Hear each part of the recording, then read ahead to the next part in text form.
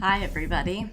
I have heard a rumor that I decided I wanted to share, so we don't know if it's true, but it's very interesting, and I think everyone would enjoy hearing it. And then also, we're going to watch a video of Madeline Soto's dad, and I'm hoping it comes out in that interview if it is true. I have not seen it, so we'll watch together.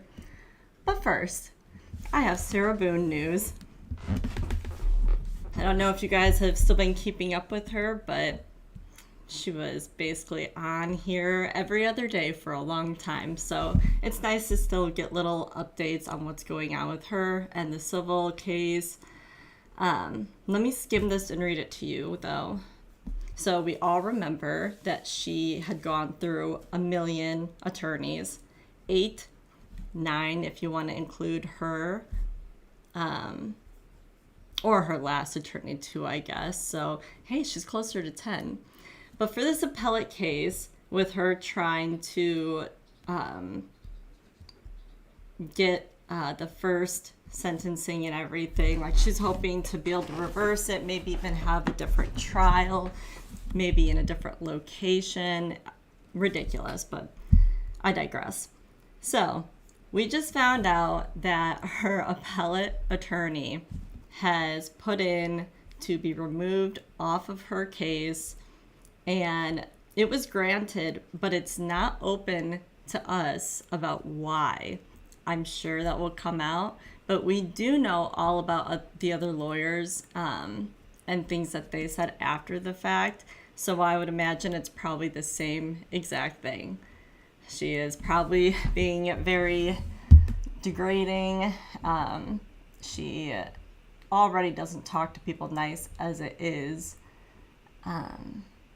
So yeah, I'm not surprised. The only thing with that, though, is that appellate attorneys really don't have to talk to their own client. Like, there's nothing to be said or done.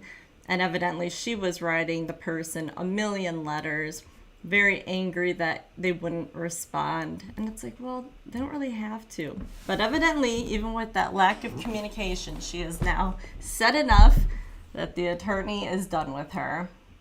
Crazy. All right, we're going to go fast forward now back to Jennifer Soto. We were watching Stephen Stearns. He finally pled guilty. And so many people showed up to do their victim impact statements, except Jennifer Soto, Madeline's mom. And that was going to be the first time I ever cussed on this channel, and it was going to be during a live because I was so angry about it. I mean, not only does it look bad for her red flags, right? Ever since this all came out, she has been in hiding.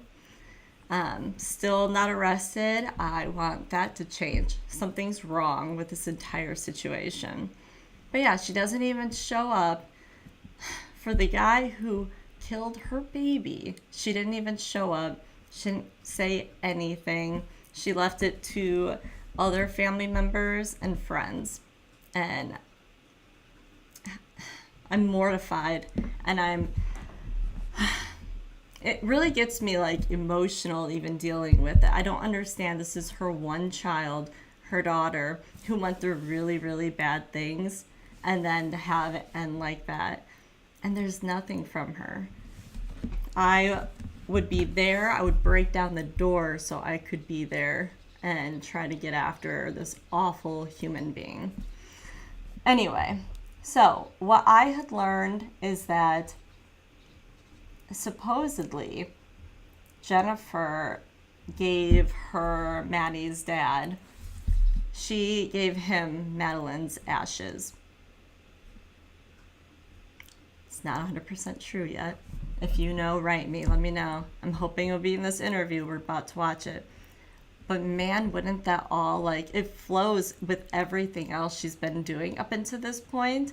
She was obviously an absentee parent because horrible things are going on to her daughter. And she either didn't know or she didn't care enough. I don't know. But then not showing up for the sentencing and then hearing that she might have given him her ashes, there is a major disconnect with Jennifer Soto. So if that ends up being true, I mean, the police need to figure out what's going on with her, and she needs to be arrested. And until then, we are going to continue to hunt for her. So I have in my description, if you guys get any tips or any ideas, send me an email. I am the only one doing this, I think, but it's because it's driving me crazy. I want to know where she is that she couldn't show up for her daughter. It's going to be interesting. All right, let's go ahead and watch the dad's interview. Like I said, I don't know if it's going to be in it, but I am going to be hopeful. That investigators will bring whoever killed his daughter to justice. Tell me about your daughter. Maddie was just the most important person to my wife and I. She was just full of joy. Tyler Wallace had last spoken to his daughter on her birthday. He had no idea it would be the last time. How did you find out? I was informed through a phone call from Jennifer that she was missing. What was her demeanor? Jennifer's? Was she calm? Was she No. freaking out? I would say anxious. The next morning, he got in his car and drove from Texas to Florida, only stopping for gas. But shortly after he got here, Madeline Soto's body was found in this rural area of Osceola County. Her mother's boyfriend, Stephen Stearns, is charged with sexual battery and possession of child sex abuse material. He is the main suspect in her murder after investigators say Stearns is on video dumping her backpack and laptop in a dumpster in the early morning hours of the day Maddie was reported missing. Did your daughter ever indicate that something was going on in that house? Not to me, no. What did you think of Stephen Stearns? I had interacted with him on Instagram a couple of times loosely, just kind of seeing if he gave me the ick or if he seemed okay. And as far as I was interpreting his demeanor, he seemed like a warm, interested, but like not responsive, very often person. What do you think of him now? I don't want to say that on camera. I can't communicate to you. Every father knows what I'm thinking right now. Tyler met with Kissimmee police about their ongoing investigation. But do you think that Jennifer Soto knows more? I don't know, and I am interested in knowing, but I don't have reason to believe one way or the other right now. These are the things that the investigators are looking into. And now he won't get that chance. Instead, he's here to take the little girl's ashes home to be with him now. Was Jen a good mother? Oh my God. I don't know how I can excuse this. I don't know how I can excuse this. I don't know the whole truth, though. I need to hear more. I need to hear more to answer that question. Shannon Butler, WFTV tonight. Oh my God.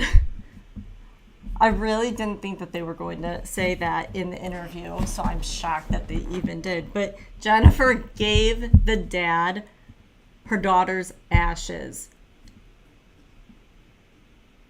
This is so not normal and not okay, and I can't even understand this as a parent. I cannot understand this. Awful human.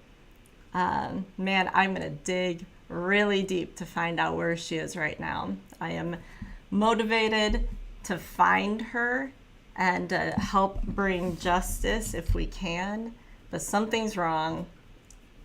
I'll play my part, which is just locating her for now. Yeah, like I said earlier, I have my email in the description if anybody has any tips or ideas. There's so many people that have access to the internet, and we can all communicate pretty effectively. So I'm hoping this will make its way down to people in Florida. But well, I will keep you updated. I will let you know also, I may be having a couple interviews coming up for this case, and I'm not going to say who because they aren't 100% in, but there's a lot of people that are eager to see justice and find Jennifer. Even friends, family, people are not okay with this. So let's keep pushing it forward. If I end up getting the interview, we will probably roll it out by the end of the week. So hopefully I'll have a lot more to share by that point.